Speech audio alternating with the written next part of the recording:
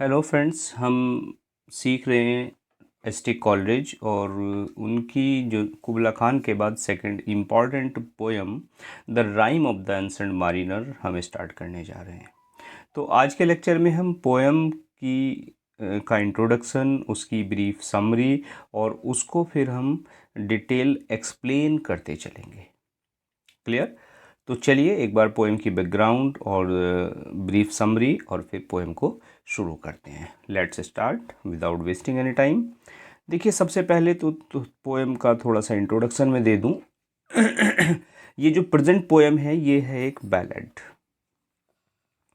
और बैलेड का मतलब होता है एक लोक गान, और ऐसा गान जिसमें एक छोटी सी कहानी पोएट्री के काव्य के माध्यम से ऑथर सुनाता है। वाल्टर पेटर ने कहा है कि it is a romantic poem, एक रोमांस पोएम, उन्होंने रोमांटिक पोएम इसको कही है।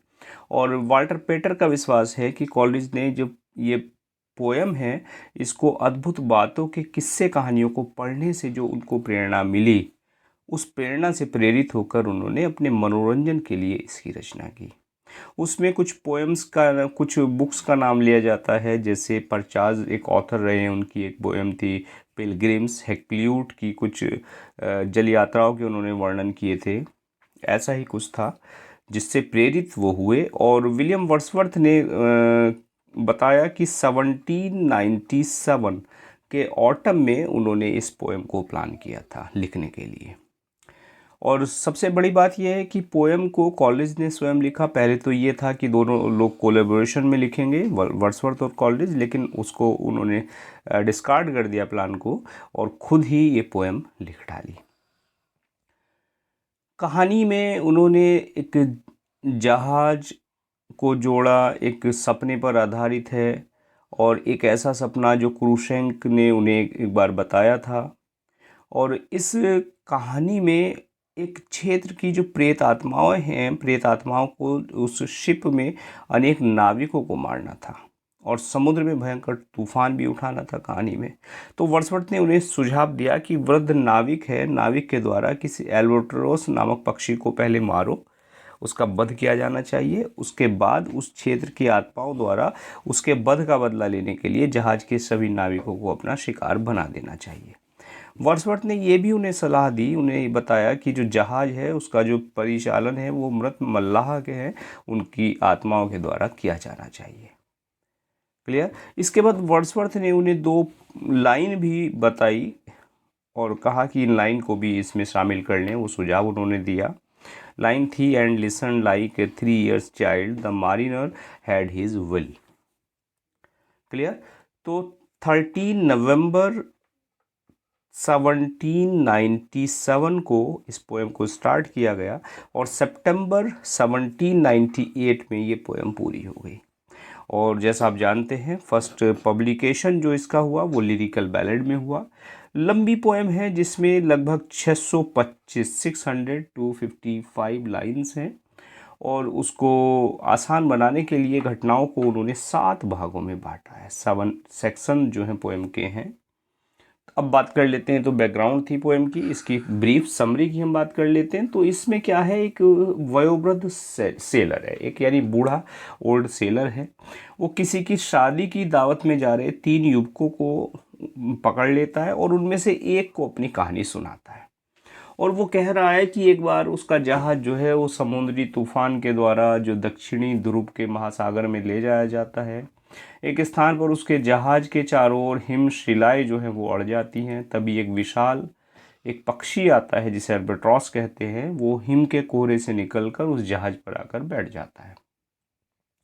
तभी धीरे धीरे जो हिमशिलाएं हैं वो टूटने लगती हैं और जहाज उसका गतिमान हो जाता है। फिर दक्षिण की ओर से हवाएं चलने लगती हैं और जहाज उत्तर की ओर बढ़ने लगता है।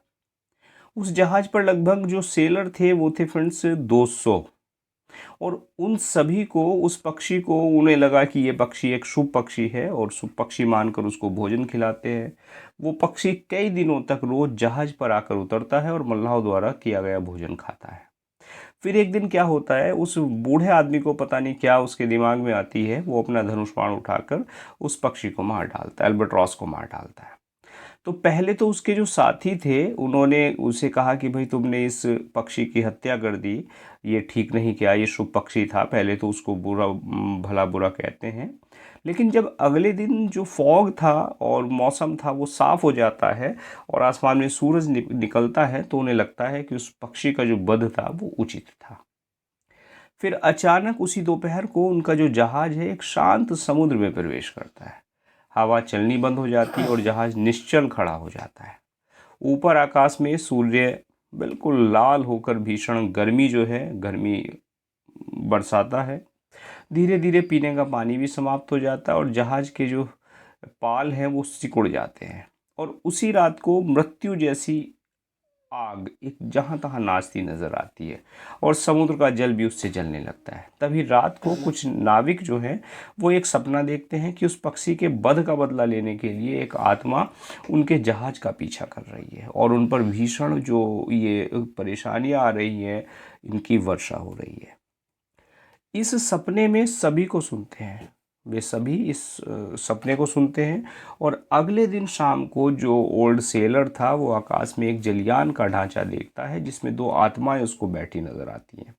वो चौसर खेल रही होती है।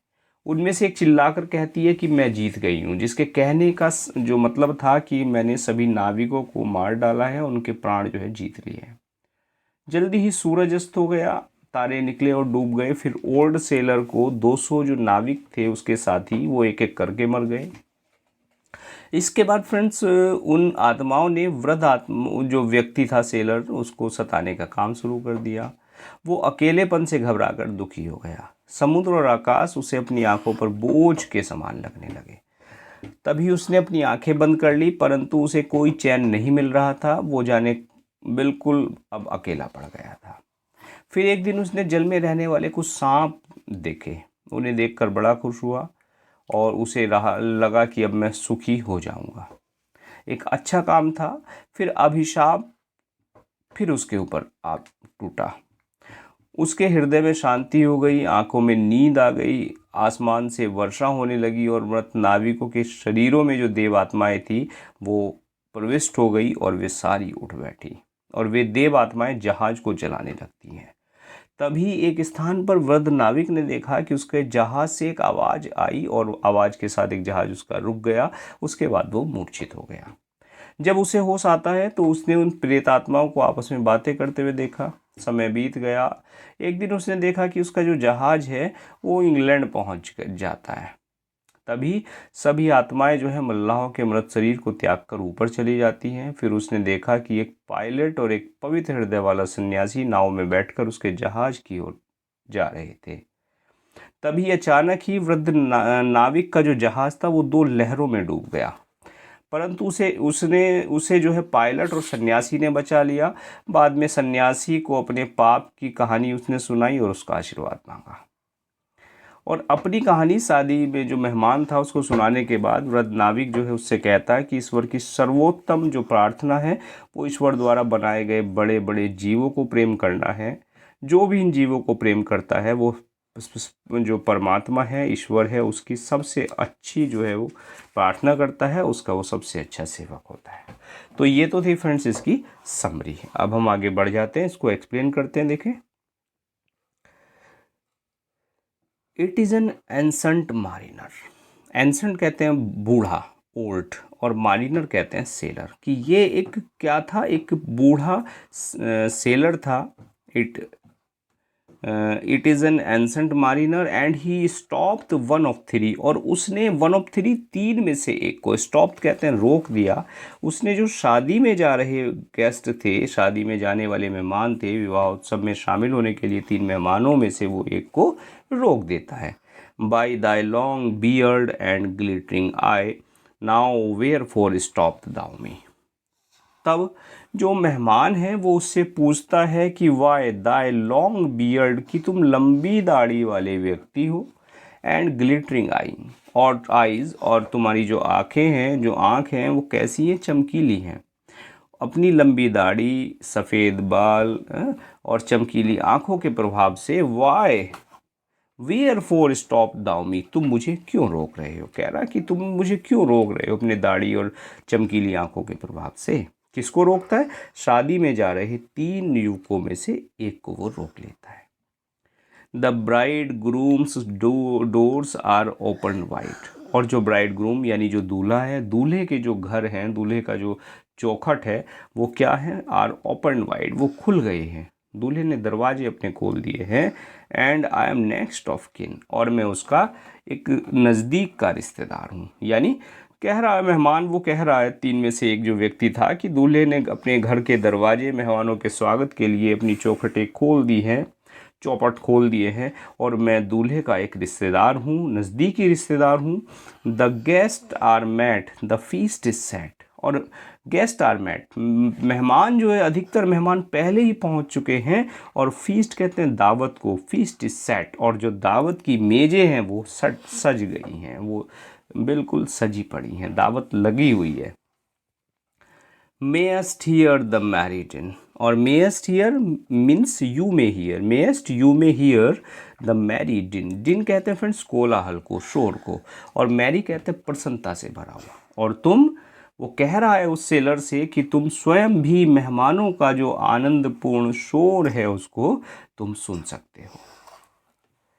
He holds him with his skinny hand, skinny कहते हैं बिल्कुल सिकुड़ा हुआ, यानी इमासिएटेड, बिल्कुल जिसमें जो मांस है वो ना हो, और ही होल्ड्स हिम, वो उसको पकड़ता है, विद हिज स्किनी हैंड, अपने सूखे हाथ से। क्लियर? यानी अपना जो मांस रहित खाल से ढका हुआ जो हाथ है बिल्कुल सूखा, उससे वो रोकता है। देयर वॉज ए शिप कोथ ही, और वो अपनी कहानी शुरू कर देता है। वो कहता है कि देयर वॉज ए शिप, एक शिप था, कोथ कहते हैं कहना, वो कहता है उससे कि एक जहाज था।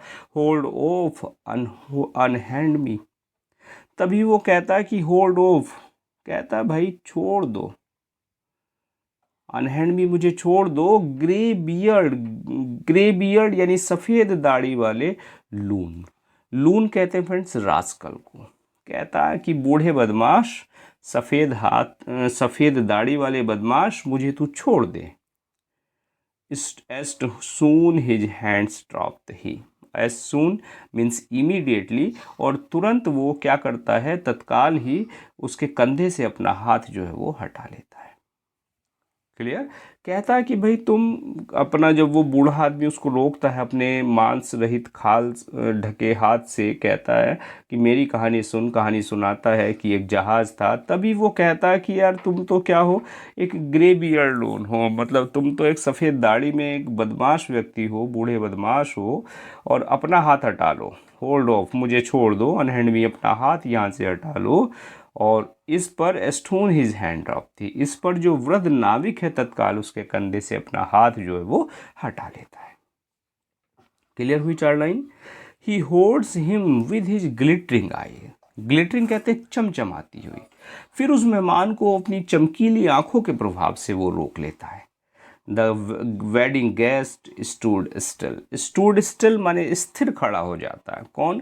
जो वेडिंग गेस्ट, शादी में जाने वाला जो मेहमान था, वो स्थिर खड़ा हो जाता है, क्योंकि वो बूढ़ा व्यक्ति उसको अपनी चमकीली आंखों के प्रभाव से रोक लेता है। And listens like a 3 years child the mariner hath his will, और फिर वो खड़ा होके 3 साल के बच्चे के समान खड़ा होके उस कहानी को सुनने के लिए उत्सुक हो जाता है, उत्सुक बनकर खड़ा हो जाता है। और इस प्रकार the mariner hath his will, मारिनर की क्या इच्छा थी? मारिनर की इच्छा थी भाई ये खड़ा हो जाए, मेरी कहानी सुने। इस प्रकार मारिनर की जो इच्छा है वो पूरी हो जाती है। The wedding guest set on a stone, और जो वेडिंग गेस्ट था वो क्या करता है, फिर एक सेट ऑन ए स्टोन, एक पत्थर पर बैठ जाता है। He can not choose but here, अब उसके पास कोई और रास्ता नहीं है, वो क्या है, बट हियर, अब तो वो मंत्रमुग्ध है, अब तो उसको कहानी सुननी ही है। एंड दस स्पेक ऑन दैट एंसेंट मारिनर, और इस पर वो एंसेंट मारिनर जो था, वो बूढ़ा व्यक्ति था, वो कहानी अपनी सुनानी शुरू करता है। द ब्राइट आइड मारिनर, जो चमकीली आंखों वाला मारिनर था, बूढ़ा मारिनर था, फिर वो अपनी कहानी जो है वो सुनानी शुरू करता है। क्लियर? क्या कहानी सुनाता है? वो कहता है कि द शिप वॉज चीयर्ड, कि जो शिप था, एक जहाज़ था, चीयर्ड वो चल पड़ा, खुशी खुशी वो जहाज़ चल पड़ा। द हार्बर क्लियर, और जो बंदरगाह को उसने पार कर लिया। हार्बर क्लियर मीन्स जो बंदरगाह की सीमाएं थी वो उनको पार कर दिया। मैरिली डिड वी ड्रॉप, और हम खुशी खुशी विदा हुए। बिलो द किर्क, किर्क कहते हैं फ्रेंड्स चर्च को, और एक चर्च के नीचे से, गिरजाघर के पास से हम गुजरे। बिलो द हिल, और जो उसके पास जो चट्टानें थी, समुद्र के पास जो ऊंची चट्टानें थी उनके नीचे से हम गुजरे। Below the light house top, और जो एक लाइट हाउस थी, प्रकाश गृह था, उसके पास से हम गुजरते हैं और हम कहाँ पहुँच जाते हैं, हम उस समुद्र को पार करते हैं। Clear?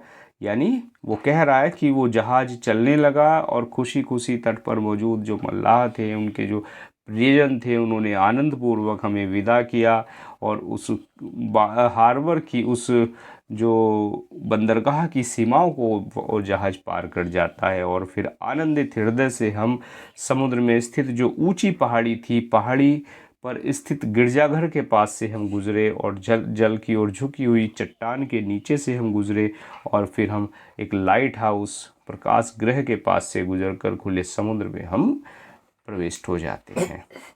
The sun came up upon the left, और सूरज हमारे बाईं ओर से आया, बाईं ओर से सूर्य उदित हुआ, कारण कि हम दक्षिण की ओर बढ़ रहे थे।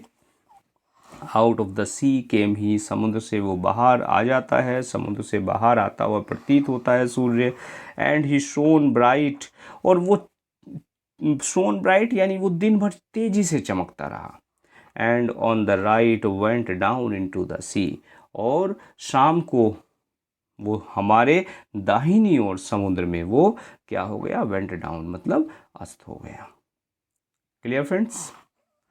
Higher and higher every day, और इस प्रकार हायर एंड हायर यानी दिन प्रतिदिन वो सूरज जो था दोपहर तक ऊंचा ही ऊंचा उठता चला गया। Till over the mast at noon, mast उस मस्तूल के ऊपर से, यानी उस मस्तूल पर बिल्कुल ऊपर अपराइट यानी टॉल, बिल्कुल जो मस्तूल होता है उस मस्तूल के ऊपर भी ऊपर से और ऊपर जाता चला गया, वो सूर्य चलता चला गया। The wedding guest here beat his breast for he heard the loud bassoon, और जो बेडिंग गेस्ट था, जो शादी का मेहमान था, जिसको ज़बरदस्ती रोक रखा था कहानी सुनाने के लिए, हियर बीट हिज ब्रेस्ट, उसने अपनी छाती पीटी, वो अपनी छाती पीटने लगा। कारण क्या था? For he heard the loud बसून, बसून कहते हैं एक यंत्र होता है, म्यूजिकल इंस्ट्रूमेंट होता है, एक वुडन इंस्ट्रूमेंट होता है लो टोन का। तो वो बसून बजने लगा, उस बसून की जो आवाज़ उसने सुनी, जो दूल्हे के घर से आ रही थी, उसको सुनकर उसने अपनी छाती PT. The bride hath paced into the hall, paced यानी कम, ब्राइड हैथ कम यानी जो दुल्हन है वो हॉल में आ गई है। उसने कहा कि दुल्हन हॉल में आ चुकी है, यानी दावत के कमरे में आ चुकी है। Red as a rose is she, और वो बिल्कुल रोज के समान वो कपोल होती है। उसके जो कपोल हैं दुल्हन के वो कैसे हैं? गुलाब के समान हैं। Nodding their heads before her goes the merry minstrelsy, और जो बजून की आवाज़ जब आ रही है वो इस बात का प्रतीक है कि जो प्रसन्नचित्त बैंड वाले हैं वो अपना नोडिंग देयर हेड्स यानी अपना सिर हिला हिला कर बाजे बजाते हुए उसके आगे आगे चल रहे हैं। बिफोर शी गोज आगे आगे चल रहे हैं। और मिन्स्ट्रली कहता है किसको? जो म्यूजिशियंस का बैंड होता है उसको। मिन्स्ट्रली मीन्स जो प्रसन्नचित्त बैंड वाले हैं वो सिर हिला हिला कर अपने बाजे बजाते बजाते वो आगे की ओर दुल्हन से आगे आगे वो चल रहे हैं। Clear friends? तो आई होप ये समरी आपको क्लियर हुई, और बैकग्राउंड और थोड़ा सा टेक्स्ट, और बाकी नेक्स्ट लेक्चर में इसको पोएम को कंटिन्यू करेंगे। तो आई होप अच्छे से समझ आई होगी। आई कि नहीं आई कमेंट करके ज़रूर अपनी राय दें। और हाँ, मिलियन माइंड इंग्लिश ऐप आपने इंस्टॉल नहीं किया है तो उसका लिंक आपको इस वीडियो के डिस्क्रिप्शन में मिल जाएगा, वहाँ से ऐप डाउनलोड करें और चैनल सब्सक्राइब करें, शेयर करें, नोटिफिकेशन बेल को ऑन करें ताकि जो भी लेक्चर चैनल पर आए सबसे पहले आप तक पहुँचे। And now thanks for watching this video.